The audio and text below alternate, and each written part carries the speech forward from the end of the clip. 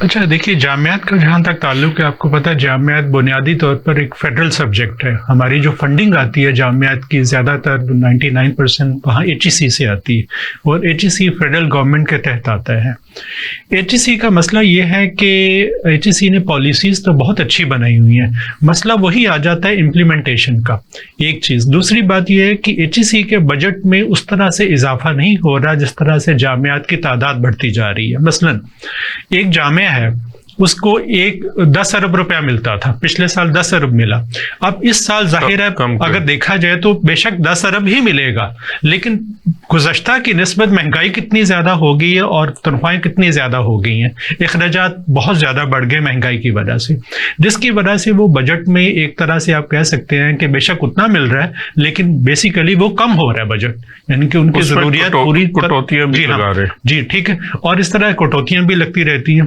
تو سب سے بنیادی چیز یہ ہے کہ ہائر ایجوکیشن کا بجٹ جو ہے وہ فوری طور پہ میں سمجھتا ہوں زیادہ ہونا چاہیے.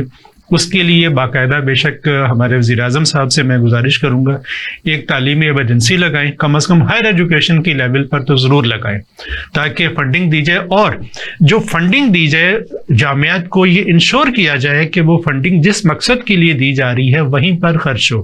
خاص طور پہ جو ریسرچ اینڈ ڈیولپمنٹ کا جو شعبہ ہے ہر جامعہ میں وہ بہت زیادہ اسٹرانگ ہونا چاہیے. دیکھیے اس وقت آپ نے انجینئرنگ یونیورسٹی کی بات کی، UIT آپ کی سب سے بڑی انجینئرنگ یونیورسٹی ہے پاکستان کی، لیکن انفارچونیٹلی بہت بڑی یہ بات ہے جو میں آپ کو بتا رہا ہوں آپ کے اس پروگرام کے حوالے سے کہ جناب اس دفعہ چند دن پہلے university of engineering and technology Lahore نے 1 ارب روپیہ لون لیا کسی بینک سے. اندازہ لگائیے اپنے اخراجات پورے کرنے کے لیے یونیورسٹیز کو اپنے اخراجات، یہ میرا خیال ہسٹری میں پہلی دفعہ ہوگا UIT میں کہ کوئی یونیورسٹی اس طرح. تو دھیرے دھیرے اور بھی یونیورسٹیز جو ہیں، ظاہر ہے جب بچوں کی تعداد بھی ہے، اخراجات بھی بڑھتے جا رہے ہیں، مہنگائی بھی ہوتی جا رہی ہے، بجٹ ادھر کا ادھر ہی رہے گا. اچھا دوسری آپشن یہ ہوتی ہے کہ آپ فیسیں بڑھا دیں. فیسیں آپ کتنی بڑھا دیں گے؟ ڈبل بھی کر دیں گے تو پھر شور شرابہ ہوگا، شور شرابہ ہوگا. دوسری اس میں جو سب سے اہم بات ہے، یہ جو پبلک سیکٹر یونیورسٹیز ہیں یہ ان بچوں کو کیٹر کرتی ہیں جو سفید پوش طبقے کے جو بچے ہوتے ہیں، یہ ان کو تعلیم دیتی ہیں، بہترین تعلیم دیتی ہیں. اچھا یہ ان کو ہمیں اپریشیٹ کرنا چاہیے کہ یہ جو سرکاری اسکول ہیں، کالجز ہیں اور یہ یونیورسٹیز ہیں، یہ جو سفید پوش طبقہ ہوتا ہے یہ ان کو دیتی ہیں. ان کے آپ نے یہ دیکھا ہوگا، ہاسٹل دیکھا ہوگا کہ پنجاب سے باہر سے آنے والوں کو ہاسٹلائز کرتی ہیں بڑے نامینل سے چارجز، ابھی بھی 2000 روپے منتھلی، اور ان کا میس ہوتا ہے جس میں بڑا کم ہوتا ہے. تو یہ ہماری اور ہمارے یہاں ملک میں 70% جو طبقہ ہے وہ سفید پوش طبقہ ہے. اچھا جامعات اب ان کی جو فنڈنگ پوزیشن ہے نا، اس حوالے سے میرے پاس ایک تجویز ہے، میں گورنمنٹ سے گزارش کروں گا کہ اس پہ ذرا توجہ دے. دیکھیے جو سرکاری جامعات ہیں نا، زیادہ تر 99% جامعات کے پاس آپ کو پتہ زمین بے تحاشا ہے. پنجاب یونیورسٹی کی مثال لے لیں، UIT کی مثال لے لیں، زمین بہت ہے ان کے پاس. تو امریکہ میں یہ ہوا تھا کہ ایک وقت ایسا آیا تھا کہ انہوں نے جامعات کو یہ ایک ون ٹائم فنڈنگ کی اسپیشل اس کام کے لیے کہ آپ اپنی کمرشل بلڈنگز بھی بنائیں. جگہ آپ کے پاس ہے، ان کمرشل بلڈنگز کو کرائے پر دیں کمرشل ریٹس پر، اس سے جو ریونیو جنریٹ ہوگا اس سے آپ جو روزمرہ اخراجات ہیں وہ پورے کریں. تو یہ فارمولہ بہترین کامیاب ہوا. یہ آپ کی تجویز بالکل ٹھیک ہے، لیکن یہ امریکہ کے لیے ٹھیک ہے جہاں رول آف لا ہے. یہاں اگر آپ ان کی پہلے ہی ان کی جو ایون کے جو اسکولوں کی زمینیں ہیں، کالجز کی، یہ اس پہ پہلے ہی بڑے عجیب و غریب پلانز بنتے رہے ہیں ان کو کسی طرح ہڑپ کرنے کے لیے.